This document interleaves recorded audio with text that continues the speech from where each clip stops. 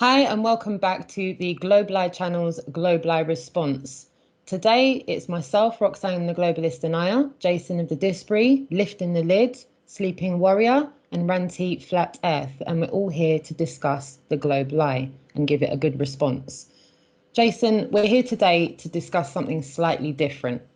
We're not going to be doing the usual format of showing you clips of everybody talking out on the streets and our responses. We're going to take it to a slightly different page today, and we're going to discuss something that's right in front of all of our faces all the time. Some people are up for discussing it and giving informed opinions on it, and some people are kind of turning a blind eye to it and bashing it at every given opportunity. So we're here to bring it to the table and have it out and get everyone's responses to this. We're not just giving our response, we want you in the chat room and on a playback. We genuinely implore you to put in the comment section your 2 cents worth. We do want to hear everyone's opinion on this. So Jason, what are we here to talk about today?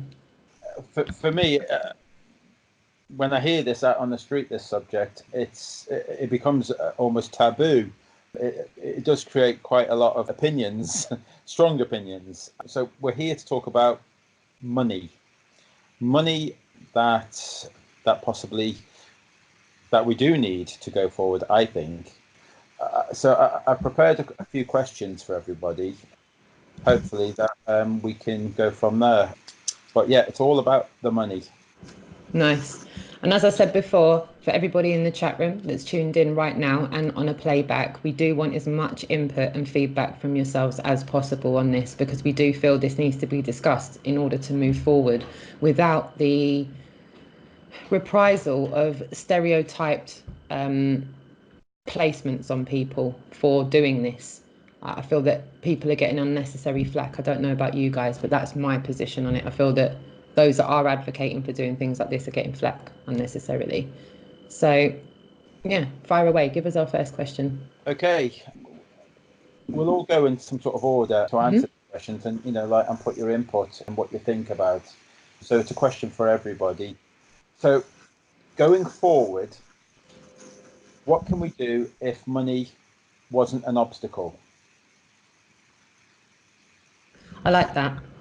Do you mean in general? Do you mean just in general, like content making, activism, awareness, the whole 9 yards? What would be achieved if money wasn't an object? Well, you've just said it. It's the whole 9 yards.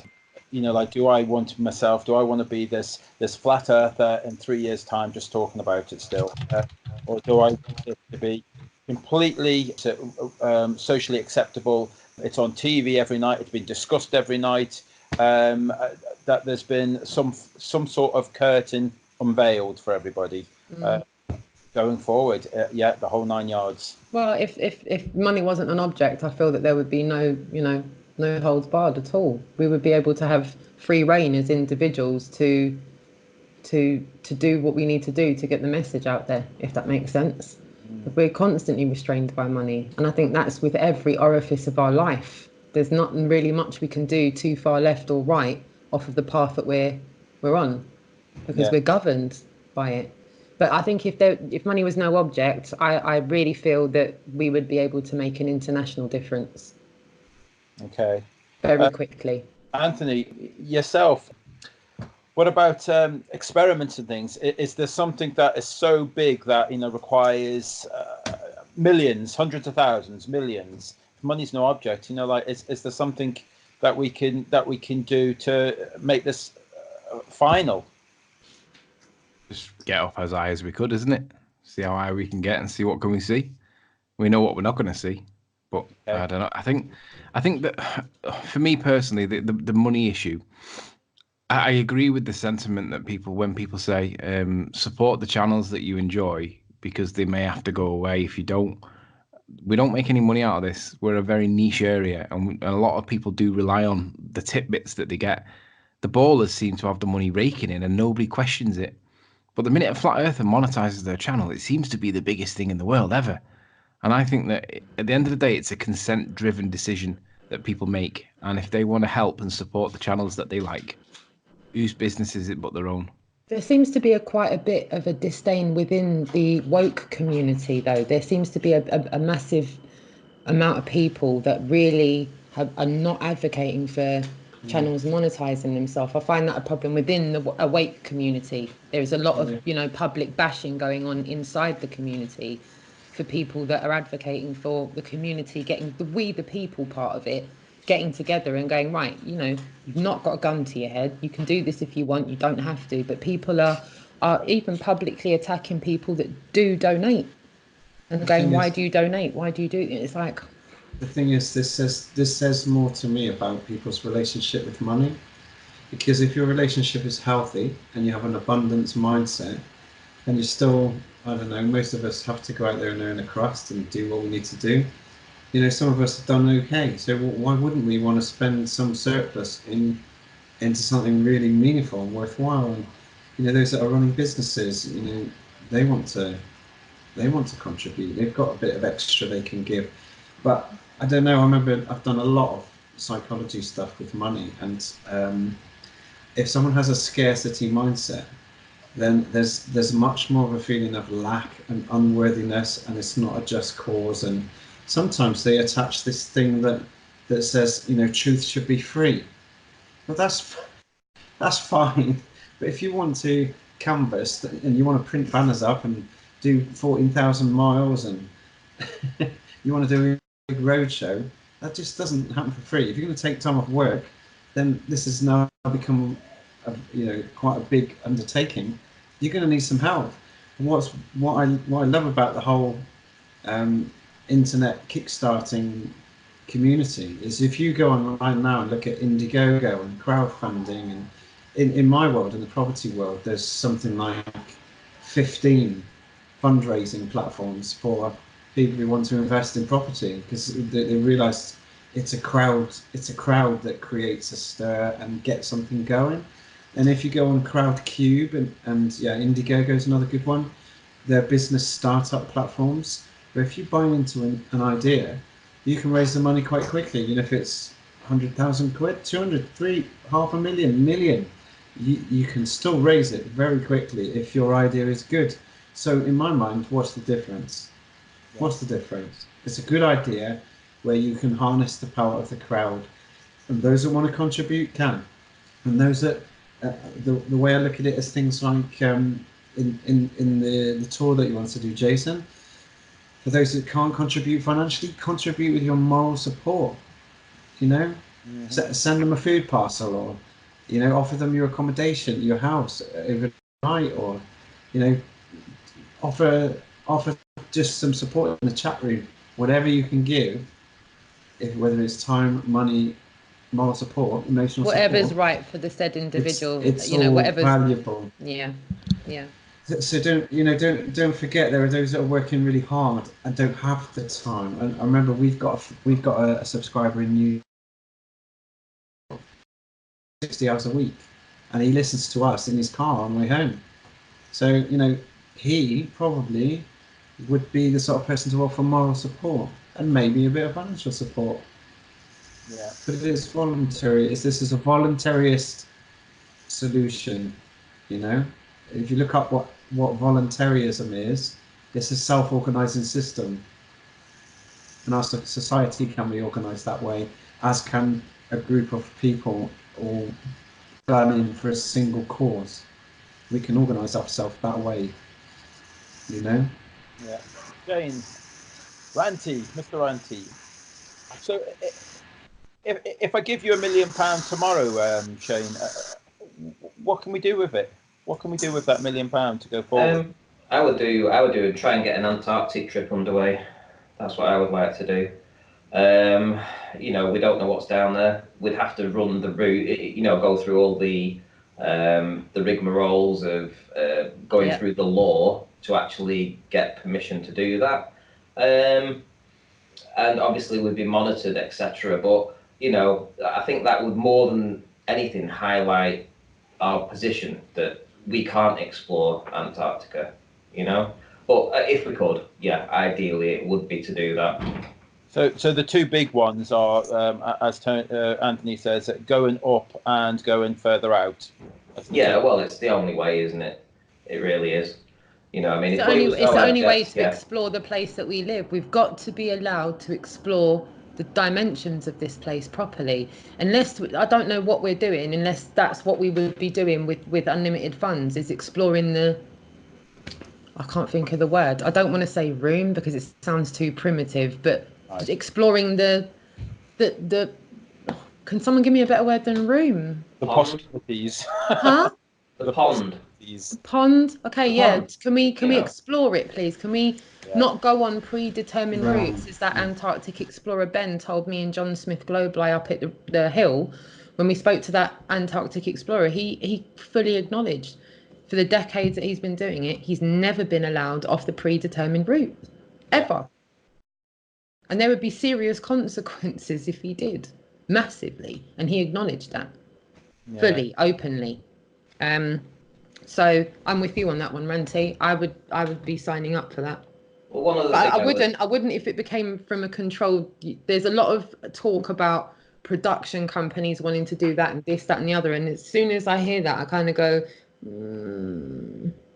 Well, I don't know if it's going to be biased. One other thing I would do if it was unlimited money is I would have a TV channel, Flat Earth TV channel. You know, something that you can pick up on Sky or Netflix, something like that.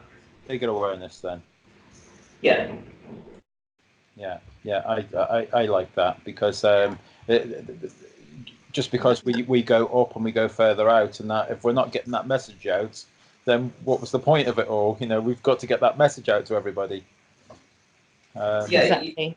Well, YouTube as a platform, we know, is censoring all of our content. So it's unlikely, unless you actually search for it, you're going to actually find anything of any use. So having a channel that's always pushing stuff out for people to watch, you know, where they can flick through the channels and they might stumble across it, is something that we're never going to get on YouTube. Yeah, that's right. Okay, I'm going to go forward on question 2. Is it right to be creating GoFundMe causes? Yes. Okay. Why? Well, I've had 2, and they've been both successful. So of course I'm going to be a little bit biased. Okay. One was for the P1000 and one for a drone. And of course, you know, I mean, these, in order to get them, you had to be showing that you could work for it. So I first bought a P900, went out for perhaps 8 or 9 months, or maybe 10 months, constantly every day, releasing videos, presenting it on Nathan Oakley's debates. People knew that I was doing the legwork, so they rewarded that effort with supplying me with a better camera to get better quality work, right? Which advanced the movement. Well, can I ask you a personal question on that then? Okay. Yes. Could you afford it by yourself, or did you? Was it essential that other people pay for this? Personally, no. Last year I lost in lost revenue how much it cost me to actually do this work. I earned £13,000 last year than I had done the year before. So not only was it financially costing me doing all this research, going down to the beach, taking time off work to go and do that, and then appearing on Nathan Oakley's debates in the afternoon. Not only was it costing me that, but to actually put my hand in my pocket and find another £1,000 to buy a camera, I could not have afforded that at all. So it was a financial loss to me personally. And you know, if it was asked to me, could I afford a P1000 back then? Absolutely not. You know, I'd crippled myself doing this line of work, like really crippled myself. But it was a passion, you know, and I wanted the truth. And when you get into that frame of mind, you just don't seem to, you know, you sort of like become a little bit unbalanced in your personal life. So you're just driven to go out and find the truth, and that's what happened with me. So no, I couldn't have afforded it, and it was I was very grateful for every single person that donated to that campaign, because it certainly advanced Flat Earth. That's for sure. The results that I've got from that definitely advanced Flat Earth. Well, I second that. I mean, like, it really has. I'm not really in the chat. Chat and talking between yours and Nathan Oakley's, but I'm certainly watching. I'm mostly driving while I'm watching and listening, and that. But yes, yeah, I'd have to agree. You guys have all advanced. Perspective and that, and these because at first we were looking at looming and things, and then now it's kind of been superseded by Lumen, and you've moved it on massively, haven't you? Well, essentially, let's just list some of the stuff that the P1000 enabled Flat Earth to actually conclusively prove was a flat Earth proof and wasn't a globe.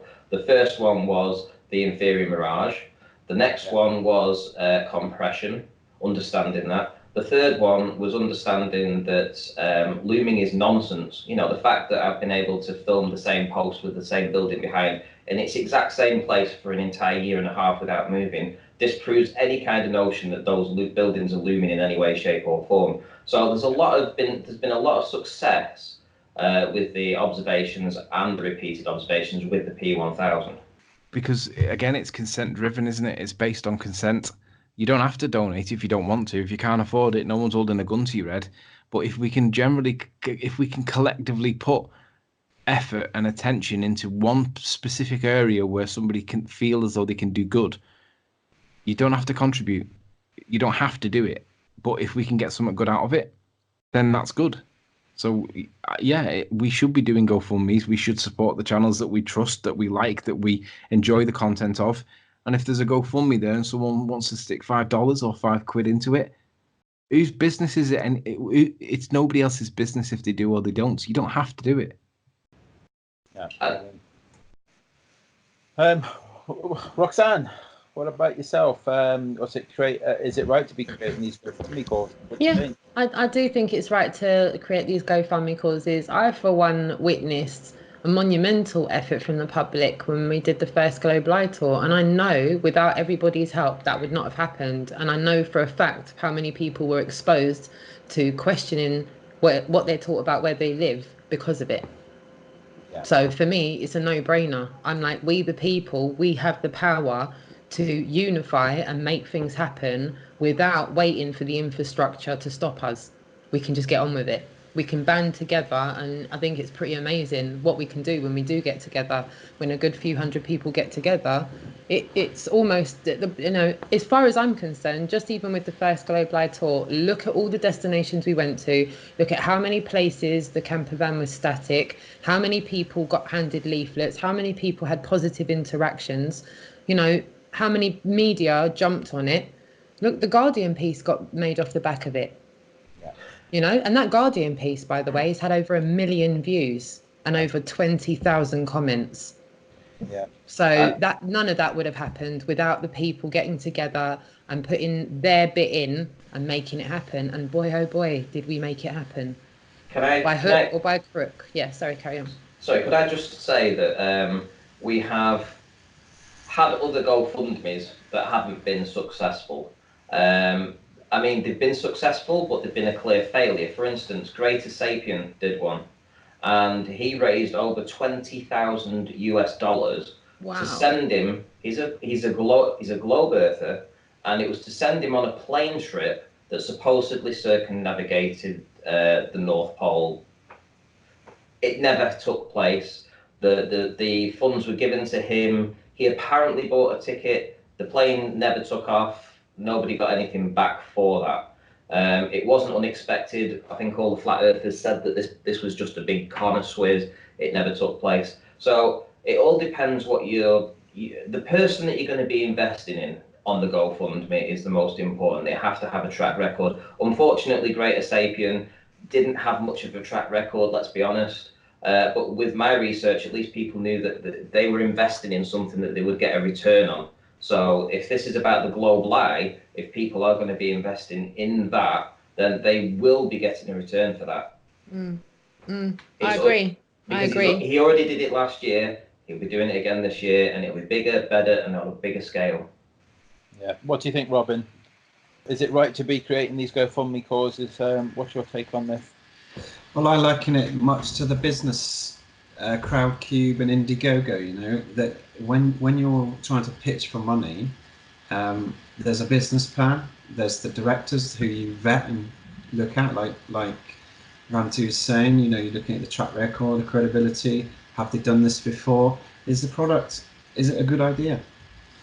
So with all those things, I think if you have a tick in all those boxes, then the platforms are there for you now, like with PayPal, with GoFundMe and so on, to raise money and harness the power of the crowd. I don't see any problem with it, because if there is a big community following and you can all afford £5, it doesn't take long to raise 5,000 quid. It takes 1,000 contributions. Yeah. And some people have got easily that. I mean, just think about Owen Benjamin or someone like that. If he pulled together a GoFundMe or SGT report or someone like that, if they pulled together one, they could raise quite serious sums quite quickly. So yeah, don't see a problem with it at all. Okay.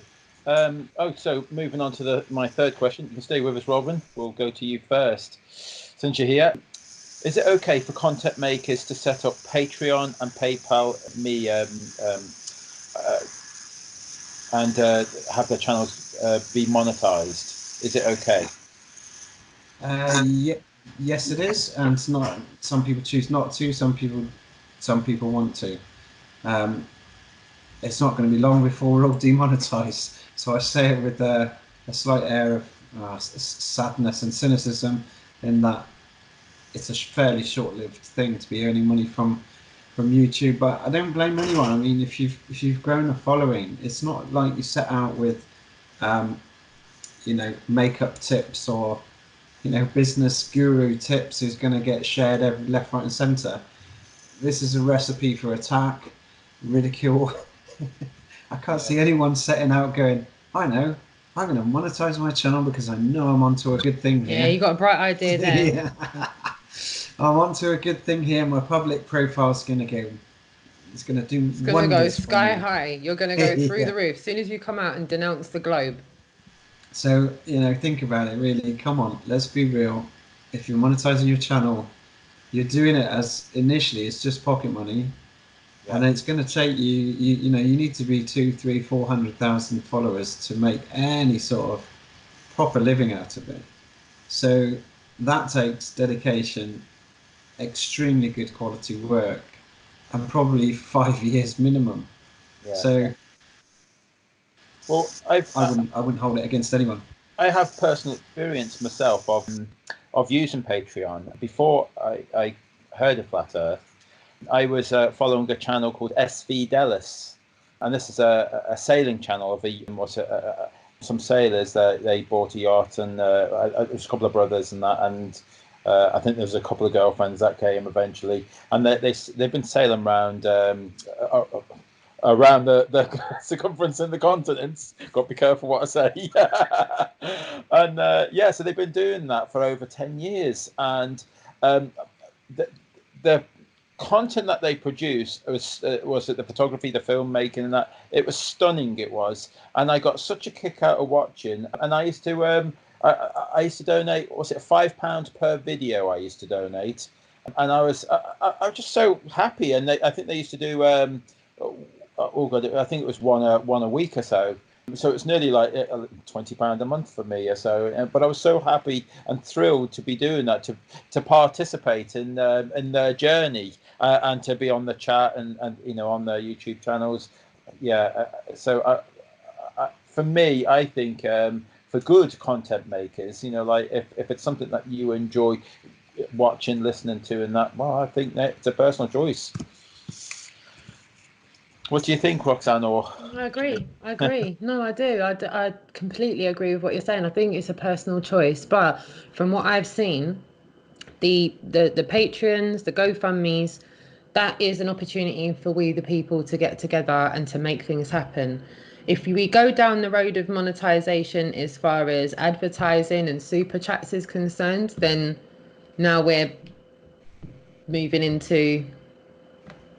Does that make sense? Mm-hmm. So I've got that opinion about, but then I even though I've put advertising on my channel, I feel that advertising is a good way of facilitating help for me to do what I need to do regarding going out there and trying to do everything I'm doing out there. However, my stance on super chats is like, if that makes, I don't know. I don't know how to put my first foot into that conversation. I'm a bit kind of zigzag faced about super chats because I know that there's a lot of discrepancies as to how much money the platform takes from that super chat. Do you get the whole super chat? Do they take a subsidy of that? Because I've heard some horrendous things. So I'm not an advocate for super chats. Never have been, and someone would have to really change my mind for me to be an advocate of super chats. However, monetizing with advertising, I'm like, well, if we can all get some pennies out of the advertising companies, then aren't we doing one better than even we, the people, coming together and putting money in? But then the amount of views you have to get per pence, I think it's like something silly per 1,000 views. So you'd have to be getting like hundreds of thousands of views, in my opinion. I have a Google AdSense account, and I'll just be honest, I've got a £60 threshold that I have to cross before Google will pay out £60 to me. I've been at £9.80 for like the longest. When I could share the screen now, maybe we'll do that on another piece of content. Everyone can get their Google AdSense accounts out. But for mine, it just like the lines never really moved. And it does this whole page like per view revenue. It's just, it always shows like minus. I love maths. They always leave me with -2 pence or -3, and I'm like, how does that even? I don't have any money with it. This is like, I don't know what money it is they're talking. It doesn't feel real. It just feels like it's all digital. And apparently there's £9.80 sitting in my wallet, and when I get over 60 quid, I'll get the 60 quid, and then I'll go back to the bottom again, and then I've got to get over the pay threshold before I get paid. But like I said, £9.80, I've been monetized since September last year, guys. Right. September last year, and we're at June now, and I've got a whole £9.80. So I'm a real strong advocate for, but then I would be interested to know, for someone putting out maybe 4 or 5 pieces of content a month and getting plus 50,000 views and then monetize, I'd be interested to know what the fluctuations are there, because then it would give some of us hope for going, all right, well, even if it's very slow now, is there the potential one day to actually harness enough out of revenue of advertising to actually do a tour just off of advertising? See if we could actually do a tour just off of advertising. I would feel like we're winning. I would really, because I would go, right, guys, we're in, and we don't need anybody's money. We've already got it from advertising. So if we can possibly monetize the Globe Live channel for advertising and get enough views on it so that the Globe Live channel gets hundreds of thousands of views, and we get the advertising for that, it would mean that possibly advertising would already be paying for next year's tour. Do you think? And that's my 2 cents worth. Sorry for the amount of words I end up using, guys. Do you think the P1000 manufacturers might put their sticker on it? Oh, now there's an interesting one. Or the best, because the preferred camera for flat earthers.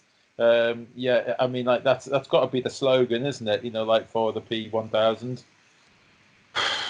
I'm torn with it because I'm not a monetized channel intentionally, right? I could monetize, I choose not to because I don't need the money. The little pittance that we generally get on our side, I don't need that little bit of money as the reason to challenge me for, oh, you're only here for the money, Riley. Well, I'm not here for the money because I don't make any money out of this. I do it because it's my free time, and I believe in this cause. I think this is a viable and valid and well worthwhile challenge to work out what are we actually living on a ball or not. So is it okay for essentially, because at the end of the day, if for no other reason, if we were to get something back for the time that we put into our channels, into the content that we create, what's the problem with being recompensed for your time? Because at the end of the day, it's very easy just to walk away from this. We get more vitriol, hate, abuse, laughter, ridicule in this than any other part of life. And if we make a couple of quid out of it, is it really that big of a deal? No, you don't. Again, you don't have to support it if you don't want to.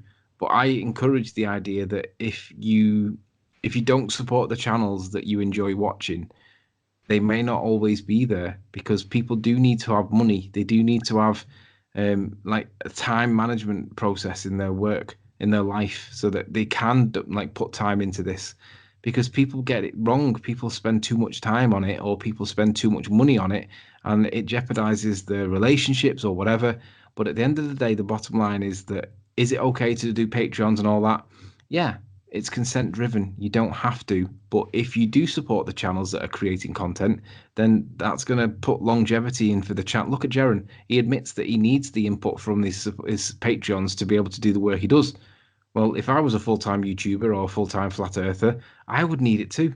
But yeah, there's nothing wrong with Patreons. If anything, I would encourage it, generally speaking, because we do need it. Ball earthers don't need it. The majority rule is with them. They don't need to pay, but they're all monetized. They've all got Patreon accounts, and they all slap it everywhere, running across the bottom of the screen saying, "Shout out to my Patreons, Joe Blogs," and along the bottom and it's totally acceptable if they do it. And I think that it's not even an issue, if I'm honest. For me personally, I mean, we're talking about Patreon here, aren't we? So, because are you monetizing your YouTube channel at the moment? Yeah, I mean, my channel's about 3 years old, but I only started putting content on it about 2 years ago. So, in that time, I've been monetized now for about 8 months. So for around about 14 months, 16 months or so, I didn't have any advertising, it wasn't monetized at all. And that was because they wouldn't monetize me, even though I'd met the criteria, they refused to do it. I think it was the content that I was putting out, so it was really difficult.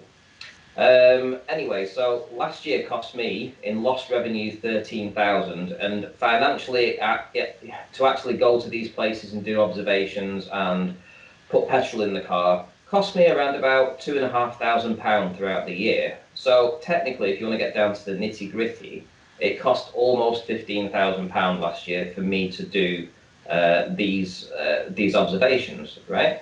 So when I decided to put a Patreon up, I think I did that in around about September time of last year. So right now, currently, I get $41 every month. Right? that's how much Patreon and Patreonage my subscribers give to me. It's a lot. However, if you look at somebody called Simon Dan, who is a Globe Earth believer, came on the scene relatively late, doesn't do anything other than sit in his chair, he gets $2,106 every month. If you look at Fight the Flat Earth, another relatively new anti-Flat Earther, he gets $759 every month from Patreon. So these guys are exponentially getting so much more money than I am, but I'm physically having to put my hand in my pocket to actually go out and do these observations for them to critique and mock. So these guys are the ones making the money. That's right, and they use content. So, in regards to super chats, I've been quite lucky. I've done a few live streams over the past few months, and I have had my super chats open. So they've been, the people that watch my channel have been pretty generous, I have to say. I think the last 2 months I've had a payout of about £100 each month, and it looks like this next month I'm on for another £100. So from super chats alone, and I do appreciate that probably £50 of that, well, an extra £50 has been raised, but Google have taken that. So they've taken that as their little reward. YouTube have taken that as their reward. And so people have given me 150, but I've come out with 100. So, it does help. I mean, that sort of support is good because it does allow me to put petrol in the car to go and do these observations. It doesn't give me an income in any way, not at all. But when you compare it to the anti-flat earthers, these guys are the ones making the money. Right. Certainly flat earthers aren't. That's a simple fact. Super chat for me is about tipping that person there and then because they've just done something that's of value. So if there's something that's just new research, I remember Martin Leaker comes up with some amazing maps and new juices, he calls it. And at those moments, there's a flood of super chats coming in, which for me is just brilliant. You're tipping a content creator for the value he's bringing or she's bringing to the table. So yeah, I look at it a bit like there's a busker at Covent Garden, he's or she is entertaining, and in the same way a content creator is doing that, they're providing entertainment or information or knowledge, and if you're feeling that that deserves a tip, that's for me how it feels when someone does that. I have a feeling in this community that people want to kind of make you. Have you ever heard of self-flagellation? Where the person whips themselves. So imagine back in the day, when you wanted to prove yourself to God, you had to basically, harm yourself. And it feels like flat earthers want you to physically have to go through a trial and tribulation. You're not supposed to make any money out of this. You have to go and find this knowledge, and you need to find it. You need to find it without any financial support. So it's going to cost you self-flagellation. It's going to cost you. You need to go out and you need to suffer to find the truth, and then present it to us when we don't have to suffer. So it feels like it's a bit of a double-edged sword. They want the information from you, but they don't want to support you financially to go and find that information. So that they would like to see you suffer financial hardship to go and get this information, and then critique it afterwards and not really bother. But the minute you monetize, they want to come down on you, and it's as much on the flat earth side as the globe earth side. I do like what you've just said, Robin, about the tipping, because there's been a few moments when I was emerging to become a flat earther, and on them few moments, like where the the aha moment where I've been thrilled. It could be seeing Extra Land or something like Jay Tolan's work or something, and when I get that aha moment, that makes utter sense to me. I should have tipped him there and then, and say, well, look, it's £10. Thanks for making that effort, because them aha moments have been they're inspiring for you to carry on, to move forward, and to know that I'm not crazy. Them moments. I think we should all tip. Agreed. And can I just say, Roxanne, I know you had a belief about the super chat, and I'm not going to try and change your mind. Well, I am maybe, but but you go out and you actually get your feet on the ground. You take a big banner down there. You live stream it, and it has to cost money to do the live stream because we all know that data isn't free. You get a limit, and it runs. Honestly, my only gripe, Ranty, is that edge that I feel like, crikey, someone's been good enough to donate. Let's say someone's been good enough to donate £10. I feel it's an absolute cheek for then Google to take money from said donator who wants that entire amount to go to you. They can only afford to give you £10, and that whole £10 doesn't reach you because Google have interfered with it. But Google get enough money from revenue and advertising. They don't need to take money from people that want that money. It's almost like, say that you give a homeless person a £5 and a council guy rocks up and goes, sorry, he's on our council pavement, so we'll just take £1.50 of that, thanks. It's like, no, come on. I'm giving the person the money. So that's my only gripe. And if you can change my mind, I'm up for someone changing my mind, because... Okay, I'll try and change your mind. So essentially what you're doing is you're cutting your nose off to spite your face. I have been told that a few times in life, That's what you're doing. You're literally saying, stuff you YouTube, I'm not going, or Google, I'm not going to give you any money. You can take my 2 fingers. My subscribers aren't going to give you any money. No, sod that. And then you realise, oh shit, it's cost me 25 quid today to go down to Speaker's Corner, and I've taken a whole day out of my life to do it. And nobody has a means to support me for that. So as much as that it's costing, so you're literally hurting and harming your own self personally to spite YouTube.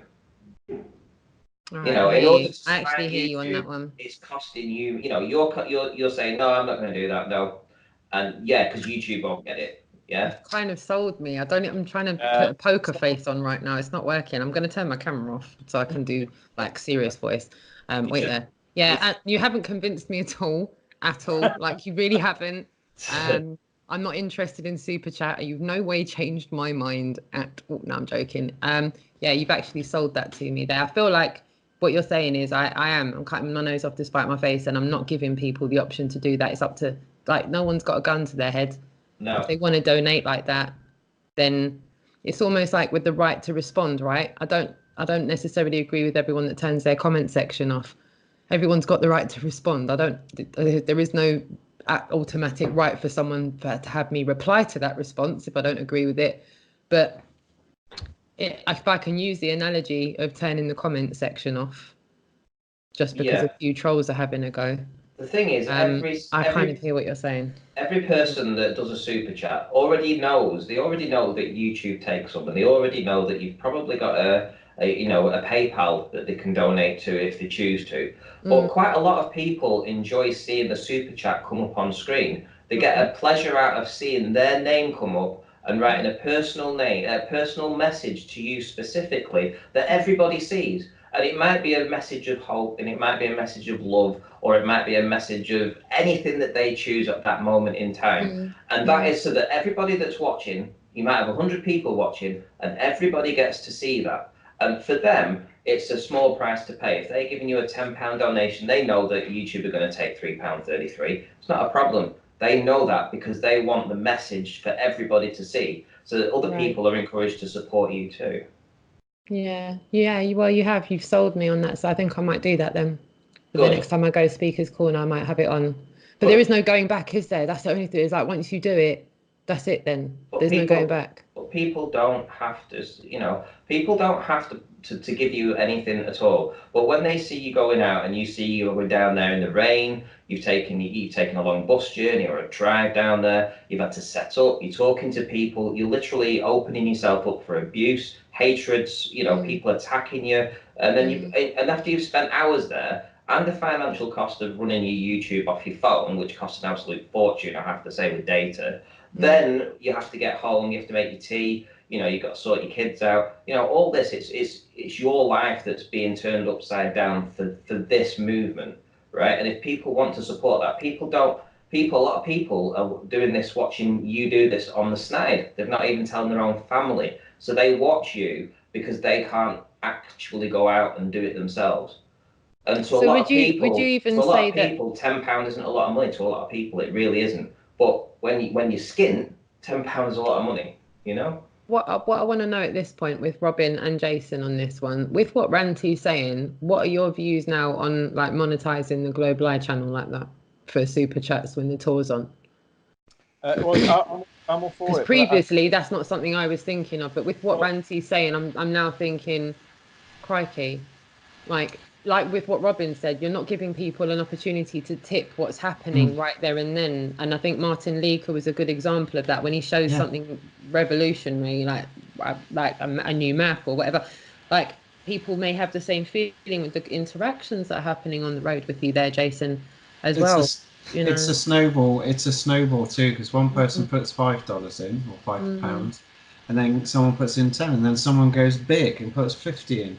And in a way, got me thinking. I'll be honest. I'm just going to turn my mic down a minute, but I'm just saying, my mind's gone.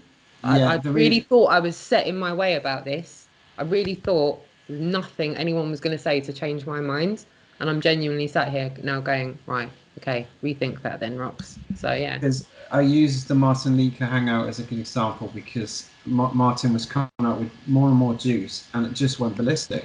Someone put 5, someone put 10. Someone outdid them and put 15. Before you know it, you got 50, and then someone went massive and went 100. So it becomes a bit of a celebration. Can you imagine how helpful that would be on the tour, something like that, Jason? 100%. It would make a massive difference to the fuel. It would make a massive difference to so many. Like with what Ranty's saying, the data charges for the internet is something I really didn't think was an option.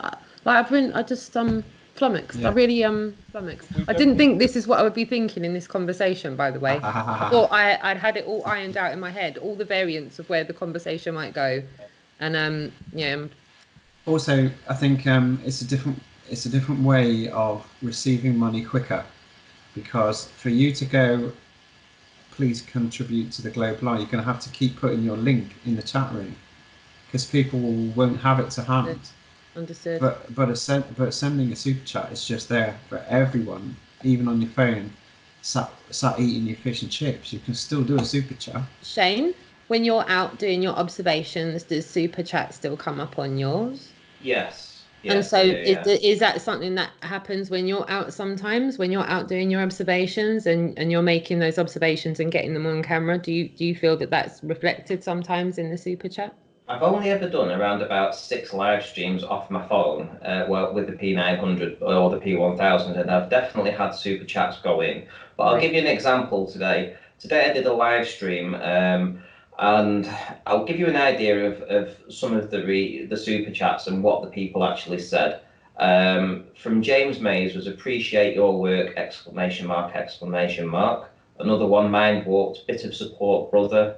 FlatEarthChannel.com was just Flat Earth, and Del West Watson put "great show, he deserved that." So that's the comments that people get to put with their super chats, and the super chat total $50, $20, $50, $2, $2.79, and £10.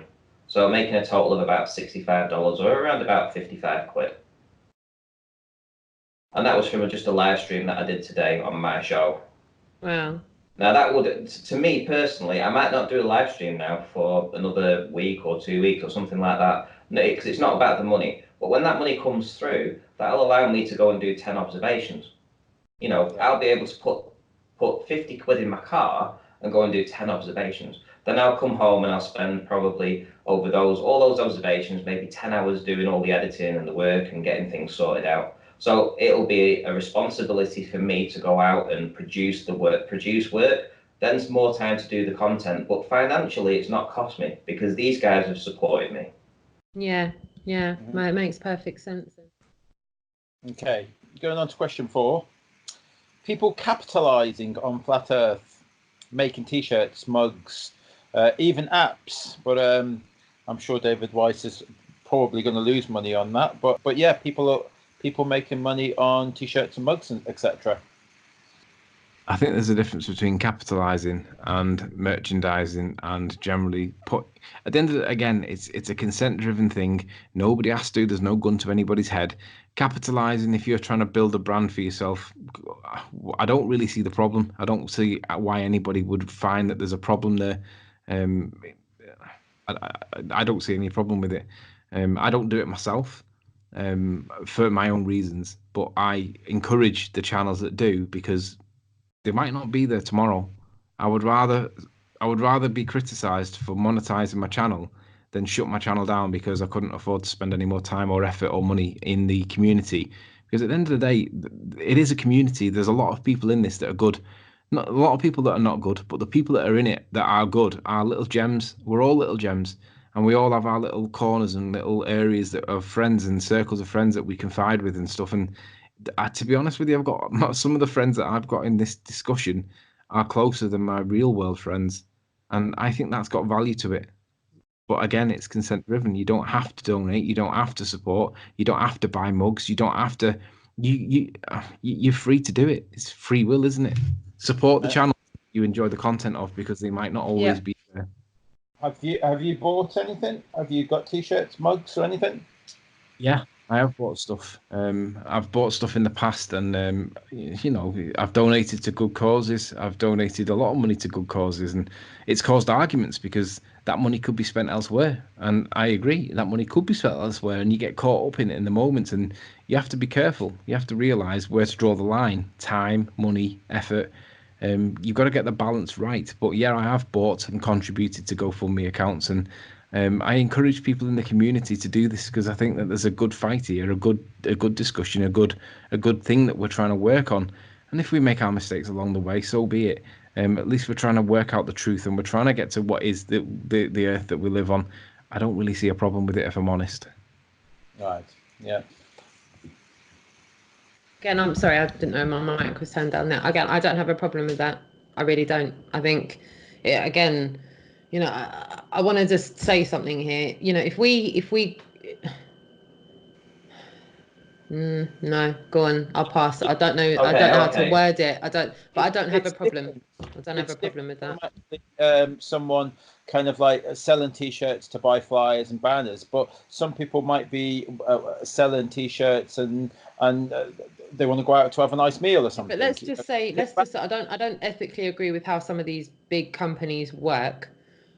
But like, let's just say, for instance, let's hypothetically say H&M decided to do a NASA Lies T-shirt. Mhm. Yeah, we already know H&M is not out there doing activism, and they're a company. But would everyone get on their case if they did it?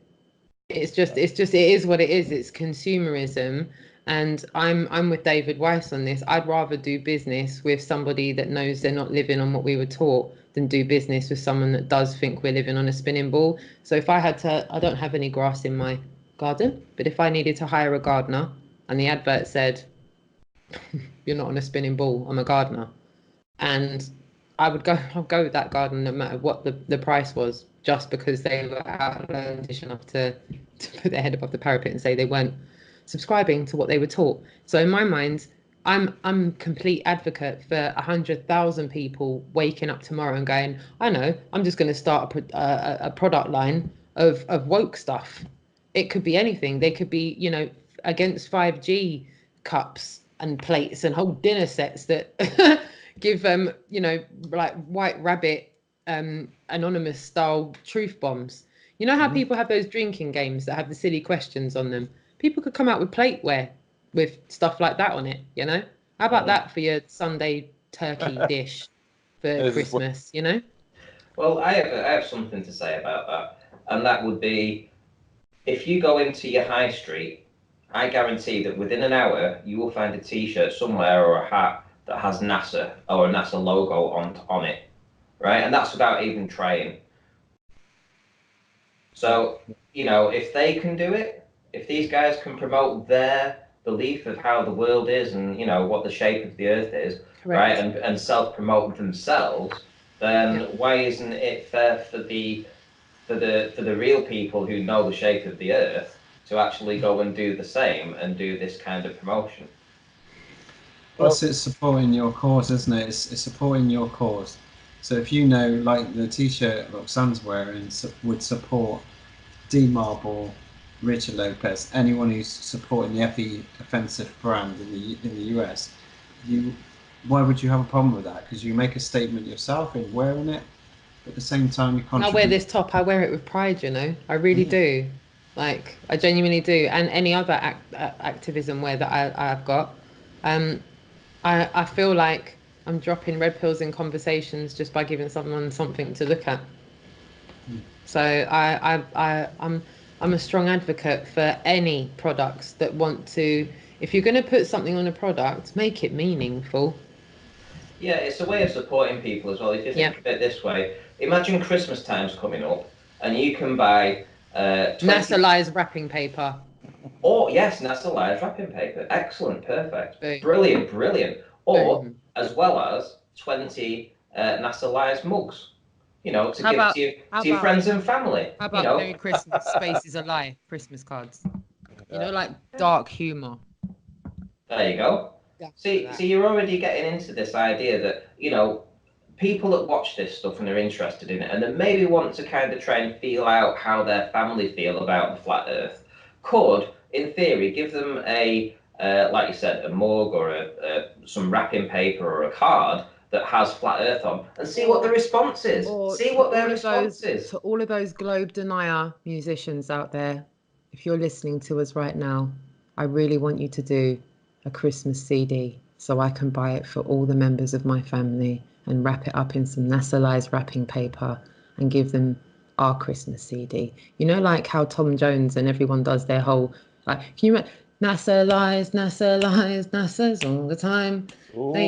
Come on, like all the Christmas songs, but like alternative, and then put that in an album, and I'll buy that for 15 quid just to annoy my family members with it and have it on.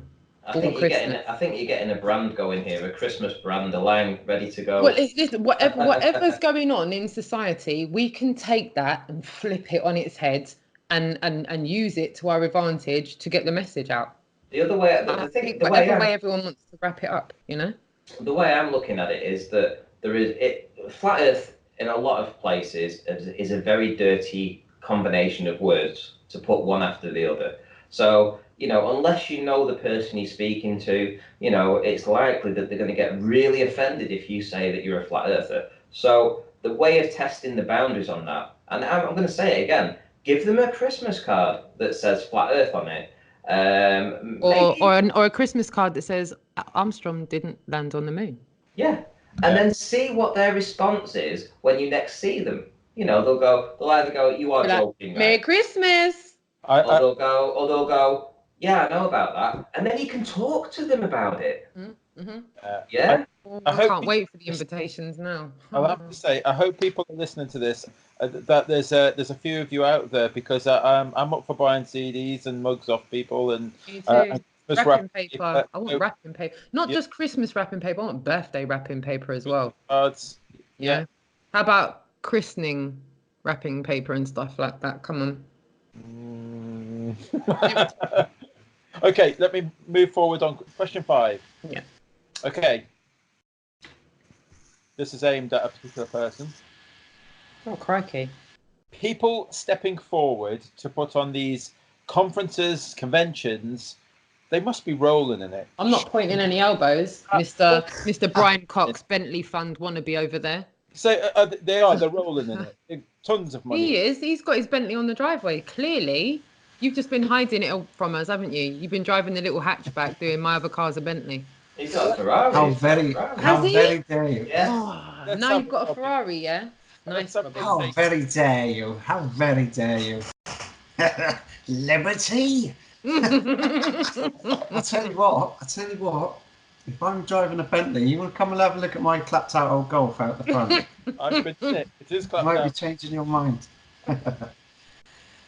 No, seriously, if you want to run a convention, then be my guest, because you're going to need kahunas, because they ask you for a deposit, and you're committed contractually to a minimum number of 100. I'm committed contractually to a minimum of 110 tickets. Yeah. So you want to pay 22 grand if it all goes a bit wrong? Be my guest. Be my guest. So yeah. So I know I've gone all serious now, but yeah, honestly, if you want to take on a convention, you want to book a venue, then they make you sign a contract, and that contract requires you to come up with a deposit, a retaining deposit of 10%. So £2,200 went down to retain that venue, and that had to be done just to retain it. So before Christmas, I paid that money without selling a single ticket, and then obviously we get past that milestone and I get my money back. That's fine, but I'm contractually bound to pay for 110 tickets, and I'll have to commit to that contractually a couple of weeks before the actual event. If I haven't sold 110, then guess who's on the hook for 22,000 or whatever it is? I forget the exact amount. So yeah, it's not for the faint-hearted, and I did this because I want to build community, and I want to do something. I want to contribute something as big as I possibly can. And yeah, it was a bit scary when I first took it on, but then I boiled it down to, well, this is no different to organising a wedding or running a big family event. And to be fair, I've done a few of those. So with regards to marketing and promotion, yeah, I've done that before as well. So when I boiled it down to what is required to put on something like this, yeah, I've cooked for 300, I've served 1,000 people in a restaurant, I've worked at really busy bars, and I've been an event coordinator for public speaking events. I've spoken at lots of public speaking events as well. So it doesn't actually scare me to do something like this, which is why I took it on. I did it quite quickly, because I thought, I can't see this event dying away. When Gary said I can't do it this year, I just thought, no, I'm not going to let that fall away. It's too important to bring people together once a year for a bit of a jamboree, a bit of a celebration, a bit of a party. And the speakers, they're all they are obviously the draw for the tickets. When people buy their tickets, they're probably thinking, I'd really like to see that speaker. But what they'll be saying afterwards is less about the speakers, more about the community and what it meant to them as a feeling. You know, if people want to go to my channel and play Cami Nodell's testimonial of what she gets out of going to conventions, that's why I'm doing it, for that. So yeah, so you know, be my guest. If you think I'm in it to make money, then that's also a big mistake. You know, I don't need money. I'm okay for money. And the reality is, if I don't make a certain number of ticket sales, then I am in the red. So I'm actually putting myself at risk doing this. I'm fairly confident we'll hit a break even and then possibly some profits. But I want to put all those profits into the tour. I don't intend to bag any of them. Why Can I ask a question? Can I ask a question? So you said that you started planning for this before Christmas, and the convention's obviously in September. So we're looking there at a period of about 9 months. So that's 9 months of planning. That's 9 months of contacting people, arranging banners, people to do the photography, people to do the live stream, all the seating arrangements, the feeding arrangements, the hotels, you know, constantly for 9 months, right? So you're doing this work for 9 months, and people might complain that you might make a few grand out of it. The 9 months worth of work, are they for real? No, honestly, I think people are complaining even if you make 70 pence. Yeah. I would be surprised if you come out of this even making £100, Robin. But even if you did make £100, you'd get slaughtered just as much. Well, let's suppose you make £10,000. Let's suppose you make £10,000 for an event organizer, bearing in mind, right? This is an event organizer. You go down to London, that you want to get somebody to do an event for you. They're going to charge you £5 for a night just for for organising the event. You've spent 9 months doing this, right? You're bringing a whole community together, and let's suppose, and then let's just go wild and say you make £10,000. Do you think that £10,000 would cover the 9 months worth of work? And if you was to actually nail it down to an hourly rate, I don't think it even would. So people need to really readjust the thinking and think that the effort that you've put into this, even if you just break even, should be commended. Even if you make £10,000, should be commended, because you're certainly not doing it for the financial money. You're doing it for the community, and people need to get behind you for that. 100%. Yeah, no, similar to you, Ranty, you know, you take time off to go visit the venue, make calls, you're in and out of meetings with people, you're doing Skypes, you're preparing documents, you're setting up ticketing, you're doing branding, then you're sorting out vegan menus and all this stuff, and all the admin and all the inquiries, and lots of little calls with Charlotte, who's handling all the ticketing, setting up cloud platforms for, you know, recording people's dietary requirements and room accommodation requirements. Before you know it, you have poured in a lot of time. So yeah, I'm not looking to make money. If there is a few extra pounds, we'll put that in the pot for the tour. Listen, I congratulate you. It's a massive undertaking. I don't begrudge you making any money for doing 9 months solid work like this. Thank you. I don't at all. Thanks, mate. If you're going to take on the risk of losses financially for putting on a convention, it's only fair, right, and just that if there is money left over at the end of it, you pocket it, because there is an economic risk of doing it. I think everybody knows that the Birmingham convention lost. I don't know the exact figure, but it wasn't a few £100. It was more like a few grand, as far as I'm aware. But at the end of the day, if someone's going to take the economic, commercial risk of losing financially, what's the problem? Yeah. I agree. I fully agree. Okay, so question 6 to Roxanne or Shane. How much? I think we've already had Shane's answer actually, but he can reiterate on it. How much have you roughly? And we only need a ballpark figure. We don't need. I don't need to see your bank account. How much roughly have you spent on Flat Earth with your equipment and flyers and banners and travel and accommodation and conventions and so forth? Okay, well, last year, from lack of revenue, so basically skiving from my job, you know, I'm a self-employed painter and decorator, so I was able to manage my own business when I wanted. So I got involved in this research. It took over my life, and essentially over the entire year, it cost me lost revenue about £13,000.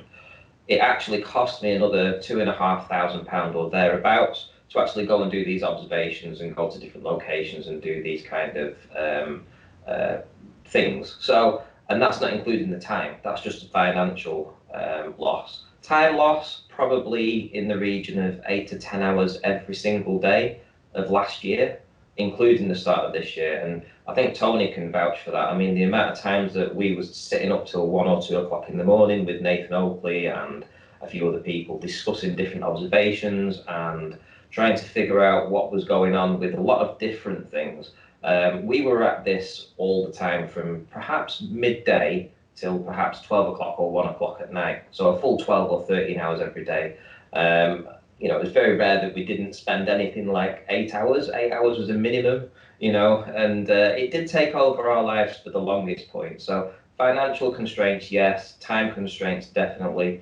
And this year, it's not been quite as hectic. I've taken a little step back, you know. I'm still putting an awful lot of work in, but certainly not as much as last year. But I still expect this year to be a financial loss, you know, again. Yeah, and Roxanne, before your answer, don't let the kids listen. What was the question? So basically, how much have you roughly spent on Flat Earth with all your equipment, flyers, banners, travel, accommodation? I don't think you've been to a convention yet, have you? No, you haven't, but you will. Okay. So, in the last year, wow, that's not even something I've even thought about totaling up in my head. Oh no, But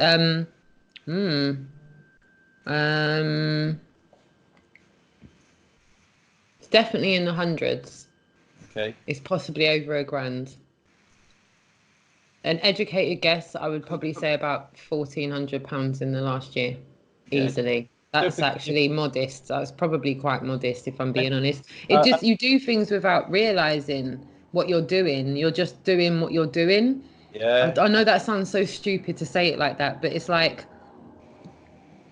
so like going up to Speaker's Corner, that straight up is like £12.50 on a travel card.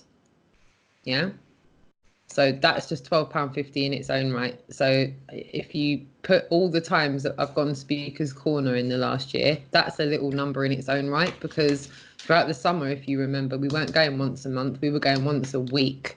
Yeah. From that first time we went every single week until the beginning of September. Every week in a row. Well, and that was £12.50 a week. But then, like Ranty was saying, then it's all the coffees and whatnots that you buy people. You don't, obviously you're just doing what you're doing. So you kind of go, does anyone want a coffee? 6 coffees, 15 quid later. Yeah. That's that. And then Data. Yeah, I was going to say, then it's more credit and it's more this and it's more that. So a Speaker's Corner can probably cost anything between 30 and 60 quid, depending on, like, all right, so what about the night that we went to that pub after with everyone else? Anthony, you were there that night as well with that guy, the guy that's not a flat earther. What's his name? Yeah, we went to the pub with him. Do you remember? And then we all stopped off in the Uber, and then we rinsed out Sainsbury's before we got back to the house. And it was just all. Do we all know how much money we spent that day, guys? I didn't keep all my receipts because there's no one that's going to give me a fucking rebate. No one's going to give us substance for this, right? So it's like, no, do you want the receipt? No. Well, all the journeys that you've done as well. I mean, I was just shining a light on that little one, but look at all the first bits of the Globe Light Tour, all the additions to that and what we were spending around that. The leaflets, the banner, product, like I bought products, I bought t-shirts, I bought bits and pieces. Train tickets to go down to Brighton. That was, the first time I went down to Brighton was when I went down with Victoria. Well, I wasn't with Victoria. I went and met Victoria and Dave and everyone. That was a return ticket to Brighton and everything that went with it. And then all the times I've gone down to Brighton to link Dr. John, And then when we went Bedford Level as well. And there's a lot. And I'm just thinking of a few things. So it's just a lot. It's a lot, but I don't look at it like that. It's just what I'm doing. Okay. Does that make sense? What about your financial? Sorry, what about your time that you've invested in this? Well, I'm so glad you said that, because that's time. to me, I've put more of that in my mind. If I was to monetize my time in my mind, it's worth way more than that. But I'll say this, and maybe people might get offended at this, but I'm sorry for all the people that have golf memberships out there, but I'm no different to yourselves that have high ranking golf memberships. If you're out there and you've got a big boy golf membership for a big boy golf club, and you've got some big boy golf clubs, and you've got the whole outfit and you've got the whole 9 yards, and you go there maybe 2-3 times a week and you take part in tournaments and all the activities that your golf club puts on because you're into that kind of thing, then I'm no different than you. I just invest a lot of time in something I'm really interested in. And when I get results, I get a lot of enjoyment. So when they get one in the hole, I get the same enjoyment when I get an observation observed, or I'm involved in something that's pushing the truth forward. I get the same feeling that they do, and I want to do it more. But let's not. I don't want to get into the ins and outs about it. But if someone that wants to buy golf clubs at £3,500 because they want to show off to everyone at the weekend, that's no different. And I don't mean showing off. I mean the monetary aspect and because it takes a long time to do 18 holes. You can't just go around a golf course in 5 minutes flat. It takes a while. So not only are you spending money to use that golf club, you're spending your time doing that. But that's socially accepted. That no one goes, stop playing golf all the time. No, then maybe a lot of wives do actually. That's a really bad example. Maybe edit this out or not, depending on what the case is. But do you get what I'm saying? It's like, I don't feel that I'm any different from someone that's got a real interest in doing something, and they've got a vested interest in that, in the sense where they spend money on it. Yeah. No? Yeah. Anthony, yourself, have you spent a few bob, Anthony? Yeah, I've spent more money than what I should have done in Flat Earth. It caused problems. I've got the wounds to show it. It became a bit of an infatuation at one point, because I was like, well, I'm supporting the channels that I agree with. And the missus was saying, what the hell are you doing? And I'm like, right. So it's drawing the line between what you're doing and what you want to be doing. And you've got to get that balance right. And it's very easy to fall foul of it. So yeah, I have, and I've had the battles to make me realize, the issue. So we just got to be careful, haven't we? Yeah. Okay. The Euro Globalized Tour requires an awful amount of money, £16,000 to complete it. Is that too much? Is the payoff worth it? Should flat earthers, globe deniers, share the burden? Can I respond by saying something that I repeated earlier on, that Greater Sapien, who did a GoFundMe to hop on a plane to try and prove that they could circumnavigate the Earth, that never actually came to fruition.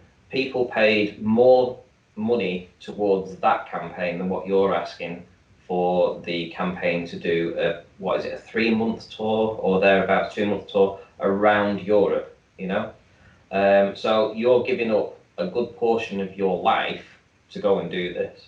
And it's going to cost a lot of money to travel that kind of distance. The car won't move on its own. The van won't go on its own. And yeah, if that's the cost of it, I would hope people will get behind it. I mean, I'll certainly donate. Me too. I agree with you, Ranty. I really do. I feel, that's a lot of money. Yeah, it's almost 15,000 miles. It's 30 odd countries, 64 destinations. It's nearly 15,000 miles. And it's something that is going to happen. It's not some long-winded pipe dream. And the awareness and activism will be done. And so I feel like it is a good use of time and money. But what about the payoff, though? I mean, like £16,000. What do we get out of that? I mean, could we do something better with it? Maybe we could just buy some flyers and hand them out. No, I think I think what this tour is going to do is it's going to show people that there is some social acceptance with this subject. The subject doesn't need to carry on being stereotyped and ridiculed. And I think if we're going to allow the mainstream media and the censorship that's going on YouTube, we're going to completely rely on the internet in this day and age that we're in right now to spread this message. Flogging a dead horse. I truly feel we're flogging a dead horse.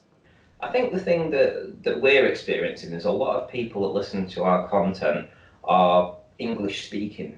And what you're talking about is going into the European countries that don't have English as a first language. And basically you'll be testing out, their responses. Do they know the shape of the earth? Have they been indoctrinated with NASA bullshit? Do they know that the earth is flat?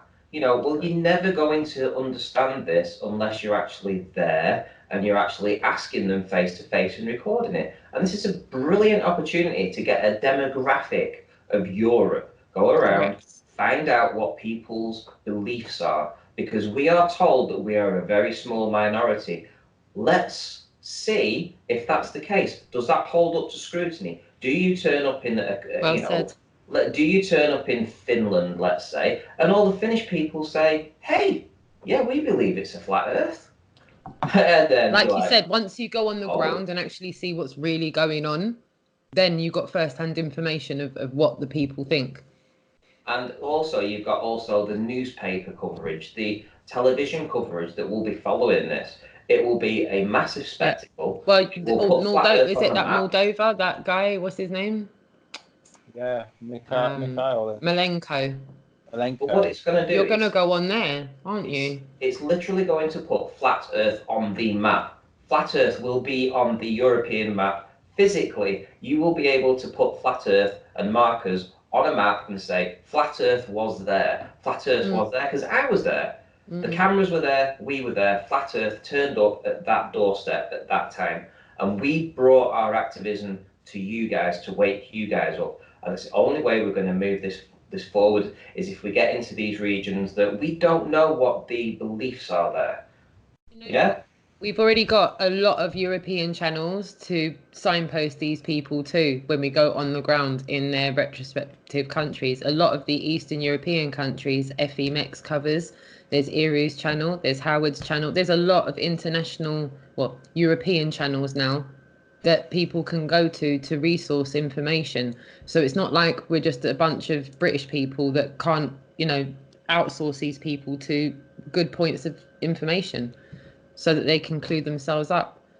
I feel that this is a really good use of time and money to get the conversation going out on the street and get people questioning what they're taught, because what we're taught is a lie. What this is, I know it sounds a bit booky to say this, but if you said, Roxanne, is it flat? I'd have to say, listen, I can't tell you what it is, but what I can tell you is what it's not. It's not what we've been taught, Jason. If you're going to ask me to put my life on the line to say if it's flat or not, I'm saying all our observations are saying it's flat. It's definitely not what we've been taught, but I can't vouch for what it is yet. Does that make sense? Yeah. So I can't be bothered having these pedantic arguments about the possibilities of what it is when I'm too busy trying to tell everyone out here what it isn't. So, Jason, I know that you've got a GoFundMe. I know there's a campaign going that will help try and support your £16,000 of cost that's going to be involved in this. But just for the audience that's watching now and other people that might stumble across this, could you explain exactly where the breakdown of that's going, what the cost is going towards? Where's this £16,000 going to go? If people give you that money, where's it going to go? How much is it going to be spent on what? And what's the payoff going to be at the end?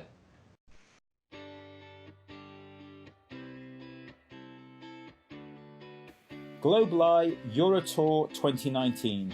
It's happening. So what is it? Similar to the GlobalEye UK Tour 2018, where we took to the streets with John Smith, GlobalEye, Harry and some friends, our goal was just to make some noise and spreading awareness of Flat Earth. This year, we will be taken to the streets of 39 countries, 64 destinations, which is over 14,000 miles. Okay, so as most of you already know, we're going to be doing the second GlobalEye tour across Europe. And we need a camper van that is reliable. Unlike last time where we thought we would save some money by hiring a cheap camper van, it cost us dearly in time and money as it broke down, and as you all know, left Harry stranded in Cornwall for about a week. He had to hire cars. It was all a hot mess, and it ended up that we were behind schedule, missed dates, locations, and as you all know, there were a bunch of flat earthers, globe deniers that were going to meet us at those locations. So we definitely don't want a repeat of that situation. With that being said, we've decided to get a more reliable camper van, slightly newer one, which means it's going to cost a little more, admittedly so, but it's going to be covering a huge distance. That distance being over 14,000 miles, which works out at about 23,000 kilometers or something like that. It's a lot of miles. That's a lot of fuel. There are a lot of ferries needed, campsites, parking fees, tolls, insurance, mobile communications. We've decided that with all these guests, we're going to, share that workload of the journey. We've asked that, many of them if they can pay and make their own travel arrangements of getting on the tour bus. In return, food and drink will be provided. We only think that's right and the proper thing to do. Again, we're going to be transparent with all and any unforeseen costs. There will be a GoFundMe and a PayPal to make your donations. It's your way of getting involved and in supporting the tour. This isn't just for me and the people that are involved on the tour. This is for everybody. Everybody should be questioning what they're taught. Everybody should not be taking everything that's taught to them through the curriculum as a given. I'm sure all who will join the tour will roll up their sleeves and get involved and make everybody proud. So watch this space. This is where I was split right at the very start. I think that I think that there's a lot of risk in the sense that you only need a flat tire and things start going wrong. If you snap a cam belt, things are going to start going wrong easily. There's a lot of risk involved in this, in the sense of it may not actually complete. 16 grand is a lot of money, and is the trade-off worth it? I honestly don't know. The only way to do it is to try it once and see what happens. Well, make your decision with hindsight.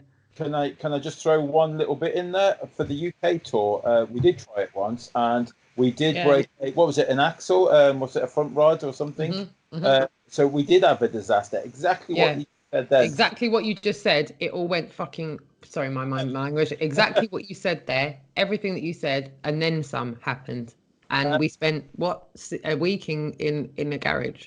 That's it, and we overcome it. We moved on. We overcome it. We lost a few days. We lost a few locations, but we moved on. I 100% agree with you.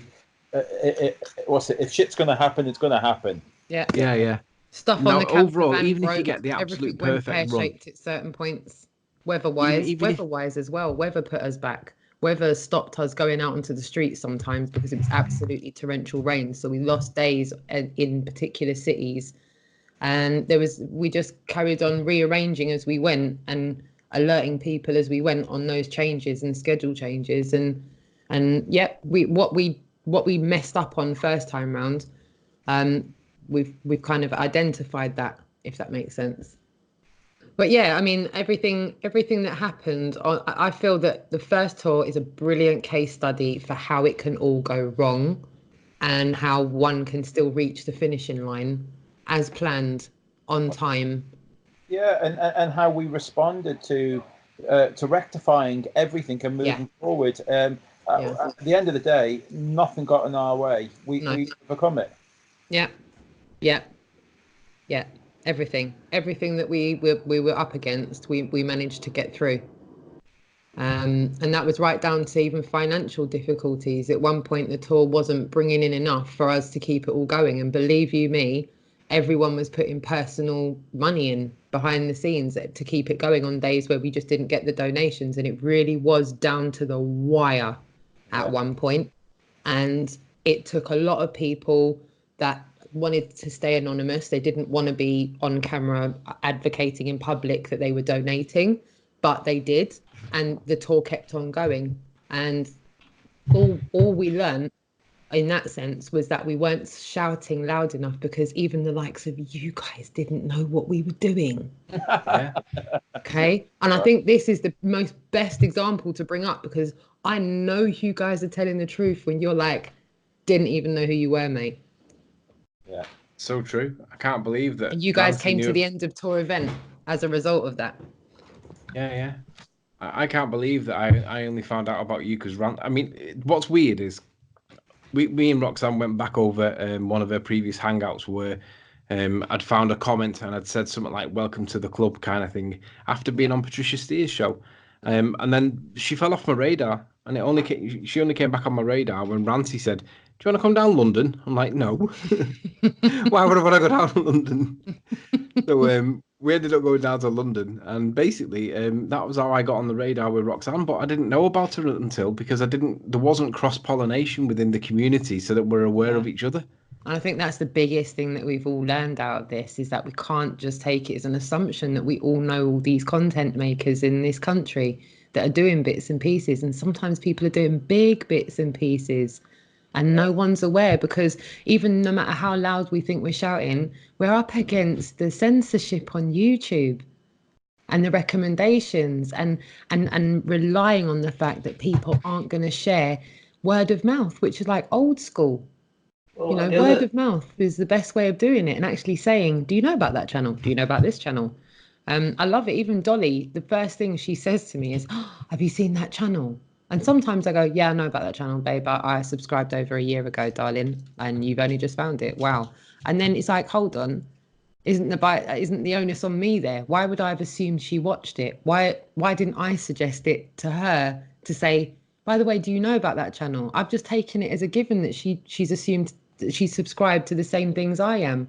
Not that I actively think that. It's just I've taken it as a given. Why I don't need to tell people how to suck eggs. People know about these channels, don't they? Yeah, No. yeah. The biggest thing that people don't do is they don't click the subscribe button. So, and I'll give you an example, right? I've seen people on big shows, Jeranisms, etc. I can just, I'll speak from personal experience. I went on Jeranisms. I think the videos had 12 or 13,000 views now. It's got a massive amount of comments and thumbs up from people respecting the information. I have got from that one video about 500 subscribers from appearing on his show.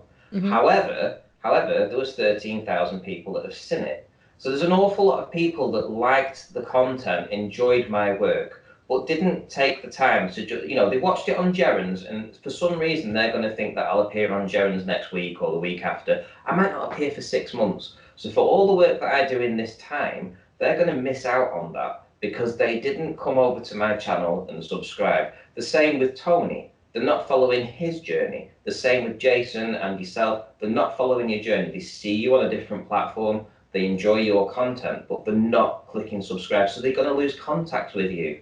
So you might get a good response there and then, and you might feel great. But ultimately, people aren't clicking the subscribe button. That's what they need to do. They need to follow you. Yeah, definitely.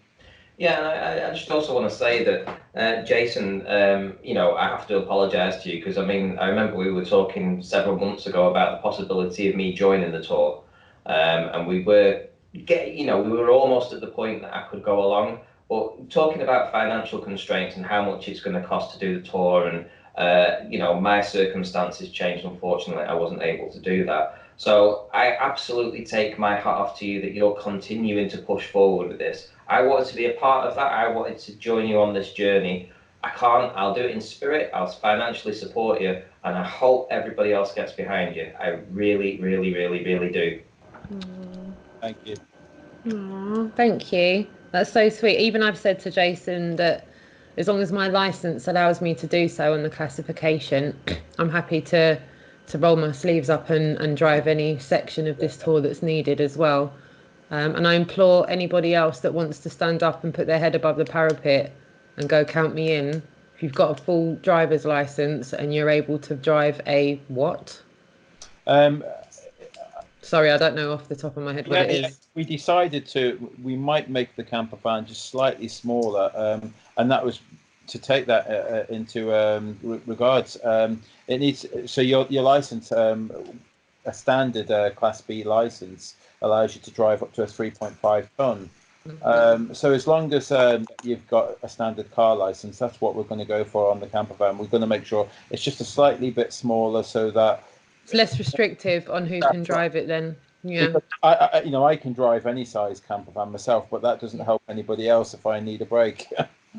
Well, let's not just forget here, right, Jason? You are literally taking 3 months out of your life for no financial gain. It's all going to be completely a 15-hour day, every single day, driving, activism, sleep, driving, activism, sleep. For 3 months. Essence, that's what the tour is. For 3 months, relentless. For no fact, you're not advancing your own person. Anyone who saw the first tour will see that it's relentless. It is drive, activism, if you can eat, edit, sleep, drive, activism, if you can eat.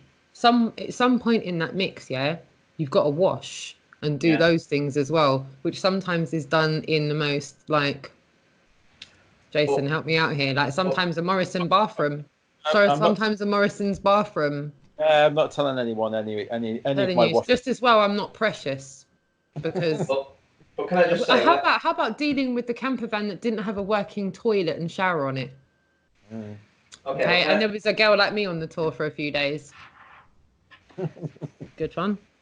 Can I just say though that Jason, whereas you're sacrificing all your financial interests, so job, house, everything. There's nothing coming in. You're not making a single penny out of this. You're literally doing this for basically for food, right? To go and do this and go around and actually show people the flat Earth, right? Whereas other people that will be watching the content, and I'm telling this to everybody that's listening in the chat right now, you guys will be getting up in the morning, Monday to Friday, going to work, 8 till or 5 or 9 till 5. You'll be making some money. You'll be going out for a few beers of the evening, chilling out with the wife, chilling out with the missus, chilling out with the boyfriend, girlfriend, whichever.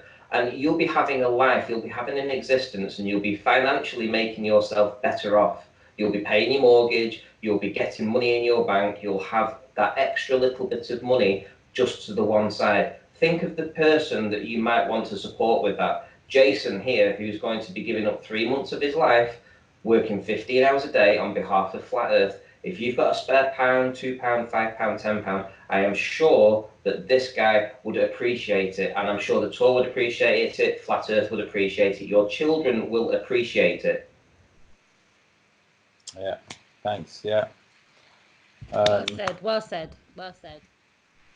Okay, so what we'll do then is we'll wrap it up.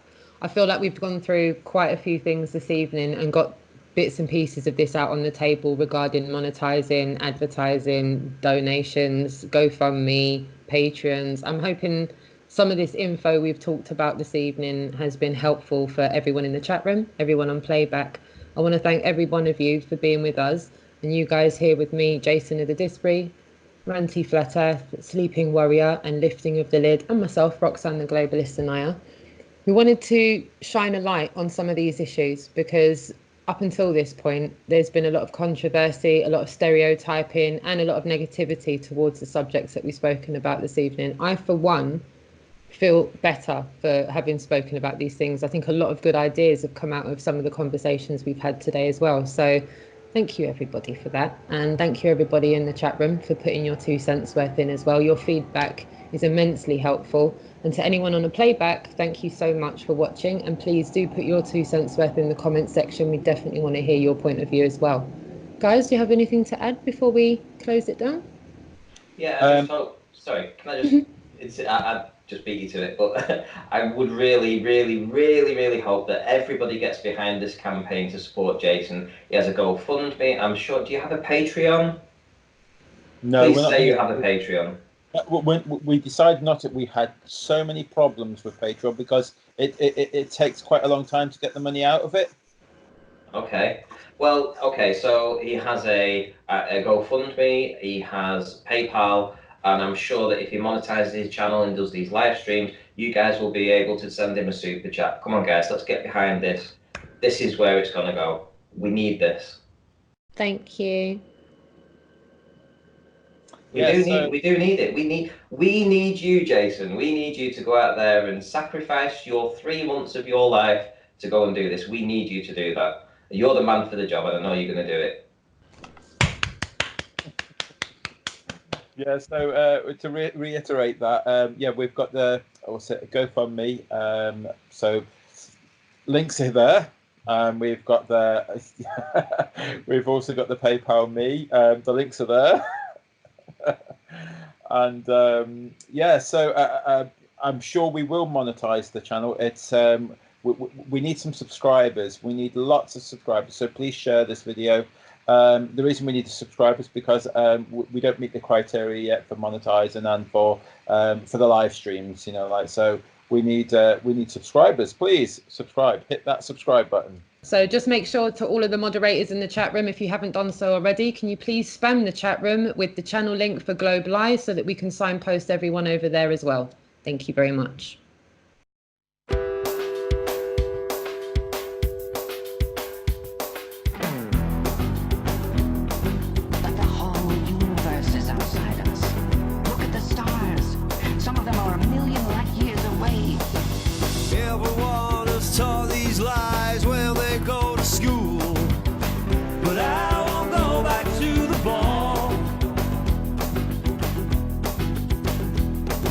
But anyone who doesn't look again must love the rulers.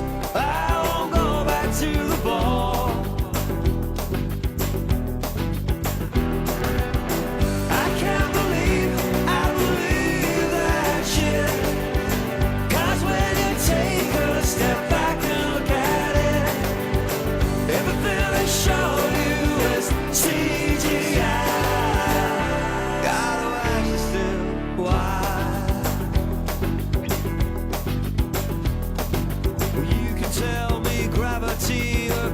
Space and time, but I won't go back to the ball. 'Cause I will trust my senses over Newton and Einstein. I won't go back to the ball. I can't believe we believe that shit. 'Cause when you take a step back,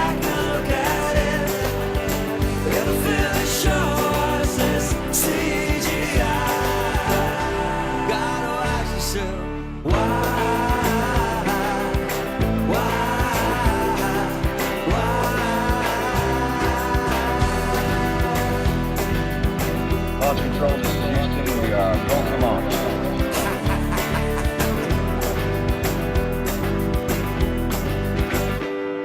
So what exactly do you think all those theories prove? 'Cause I won't go back to the ball. All it takes is 2 clear eyes to see the earth don't move. I won't go back to the ball.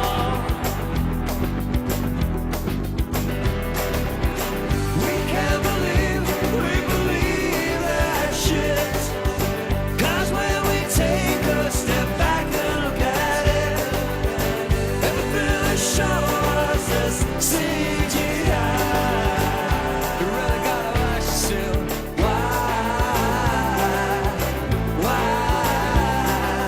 why don't they just take a photograph